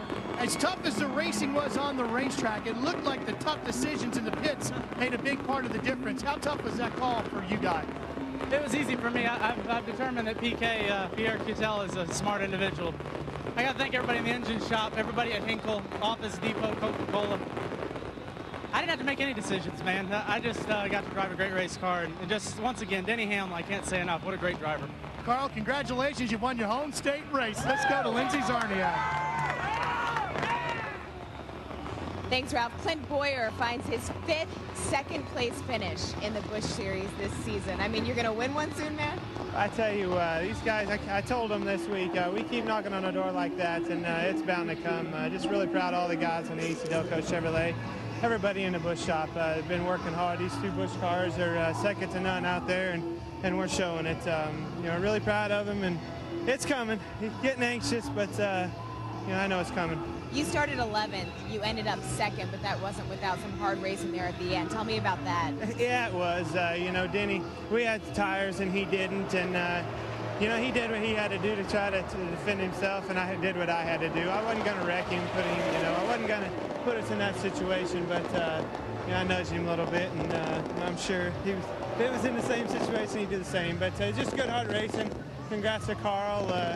I guess 1-2 finish. We'll go out and have some fun on the dirt track tomorrow night. So thank you. Then Boyer will try to find that win next week in Indianapolis. Al? All right, Lindsay, thanks. Wow, look at those fireworks, Alan. They're still going on. Big celebration here. Think they had extra in case Carl won? I doubt that, but it's working out okay for him. And the unleaded fuel that Sunoco provided? Was no issue tonight in any negative way, right? Not at all. Just better for the environment. And a good debut for that. And a good race tonight, especially the second half of the night as Carl Edwards picks up his 9th career NASCAR Busch Series win. We check the finishing order. Well, you can see a normal cast of characters up toward the front there. Yeah. But Kevin Grubb, what a hats off to him. Great run, top 10 finish. David Rudeman back to 14th after some problems on pit road. That was a shame. Aaron Crocker again, top 20 finish. Proud of her. Bernie Lamar, the highest finishing rookie in the race tonight. Look at some of the other runners. Augie had their troubles, got lapped. Mike Wallace there with a battery problem, dropped him 29th at the finish. He was running 5th at the time of his issue. You know, Alan, when the show started, we talked about options, and that's what won Pierre and Carl the race. They opted to get 2 tires take a chance, pit before the rest of them, and gain track position. They did it. It worked perfectly. Would have been in trouble if the caution had come out before Hamlin had pitted, but that's not how things broke for them, and they're holding the big trophy. They are, and I love the way the race went down. Everything that we talked that would be a factor in this race at some point or another was a factor, and it was fun to see that man win because of the fans. There must be 50,000 people here, and none of them are disappointed. Hoping to get a word with Denny Hamlin before we left the air, but we're out of time. Mostly overtime due to the rain delay, and Denny has asked for some time to gather his thoughts, so it doesn't look like that's going to happen before we leave the air. Hey, Mike, thanks for taking your weekend off and coming up here and doing this with us. Thank you for having me. I enjoyed it so much. It was a lot of fun. I don't think these fans are going to leave, Alan. They're still doing fireworks. That'll let us get a jump on them in traffic. How's that? Next week, TNT with Indianapolis. Coverage Saturday morning at 10 with Bud Pole qualifying in the Busch Series race next Saturday night from IRP. For Michael Waltrip, Ralph Shaheen, and Lindsey Zarniak, Alan Bestwick, so long from St. Louis. Carl Edwards wins. This copyrighted telecast may not be reproduced, retransmitted, or used in any form without the authorized written consent of NASCAR Broadcasting. NASCAR would like to thank all of our loyal fans for your continued support, and we hope you enjoyed today's broadcast.